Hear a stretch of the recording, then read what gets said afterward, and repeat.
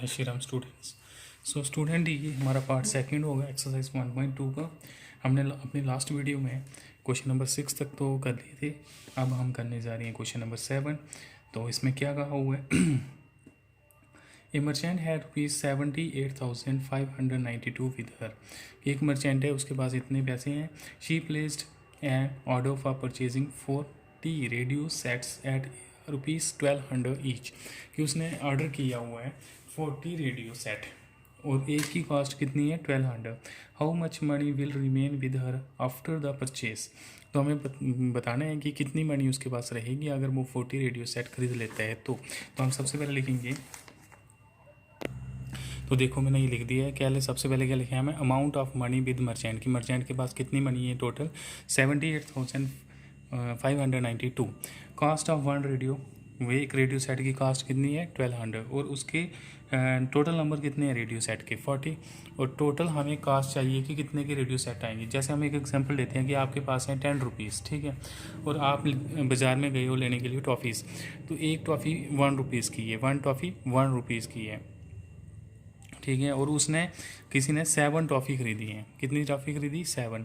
तो टोटल आपके पास 10 रुपीज़ थे, जिसमें टॉफ़ी खरीदी 7 रुपीज़ की। तो रिमेनिंग कितने रह गए?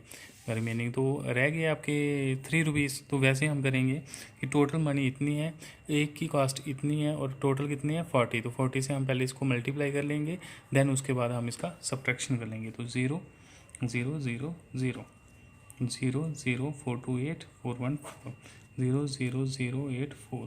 तो 48,000 जो होगी हमारी कास्ट बन गई है 40 रेडियोस की। और तो रिमेनिंग मनी विद मर्चेंट कितनी हो जाएगी?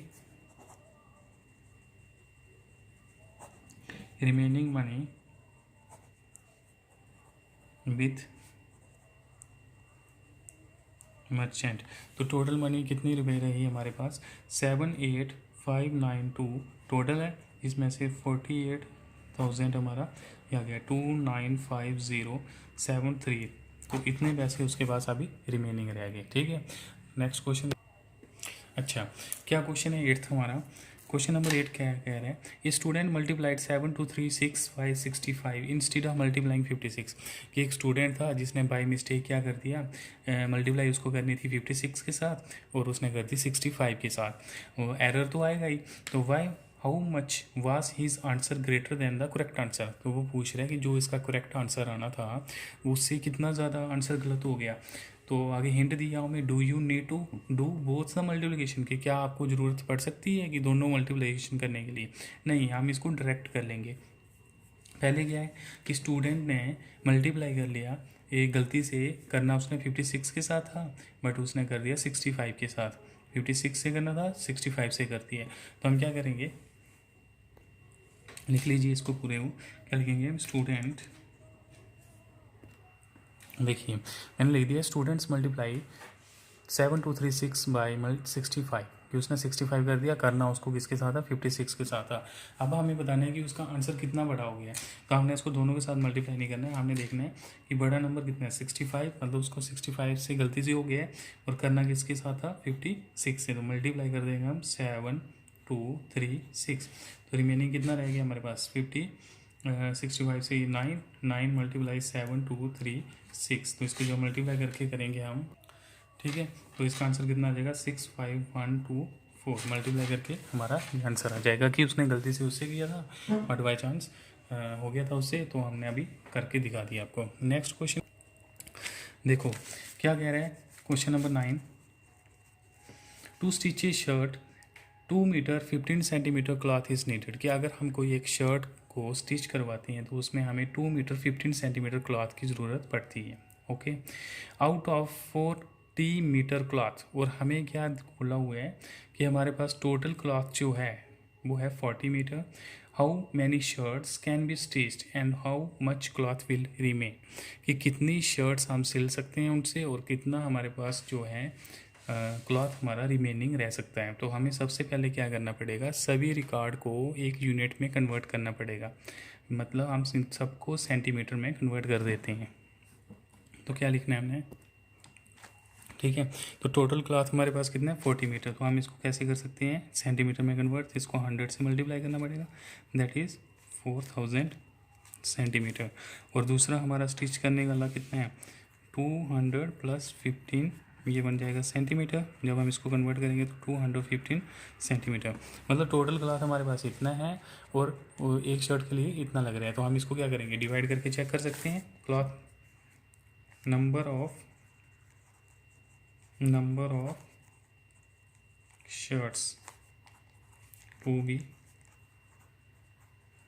स्टिच के, हमें नंबर बताना है शर्ट का जो हम सिल सकते हैं, तो इसको डिवाइड करेंगे हम।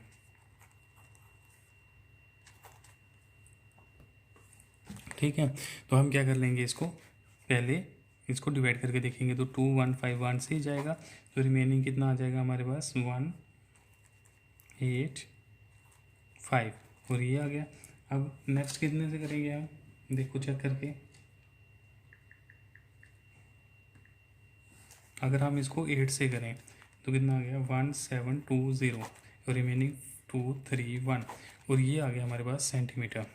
आंसर हमारा सेंटीमीटर में आ गया। 18 शर्ट्स हम सिल सकते हैं और इतने सेंटीमीटर हमारे पास क्लॉथ इज रिमेनिंग रहेगा। तो हम कैसे लिखेंगे, नंबर ऑफ शर्ट 18 शर्ट्स, तो रिमेनिंग क्लॉथ, जो बचा हुआ क्लॉथ है कितने 130 सेंटीमीटर, जहाँ आप इसको ऐसे भी ले सकते हो 1 मीटर 30 सेंटीमीटर। आगे समझ।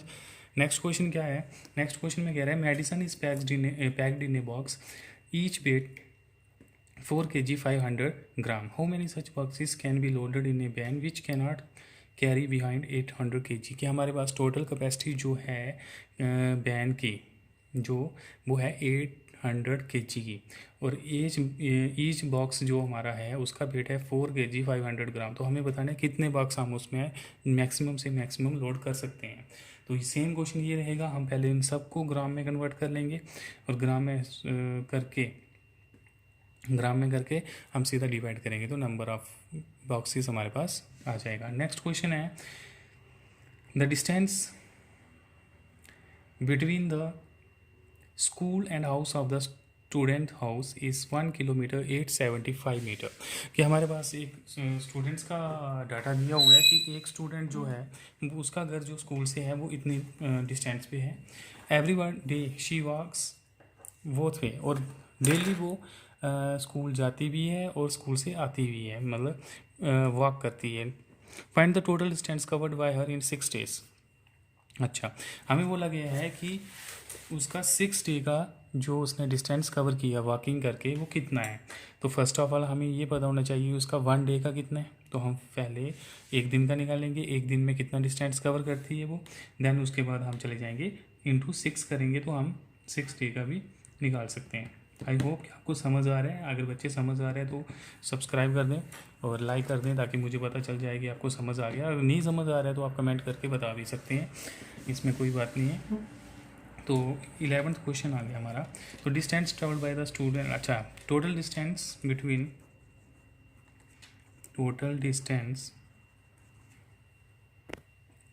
ठीक है, तो मैंने लिख दिया total distance between her school and house is equal to this, कि टोटल डिस्टेंस जो है उसके स्कूल का और घर का वो इतना है। तो हम इसको दोनों को मीटर में करेंगे तो 1875 मीटर, क्योंकि 1000 मीटर जो होता है वो किलोमीटर के इक्वल होता है। तो 1000 + 875 तो हो गया हमारे पास इतना।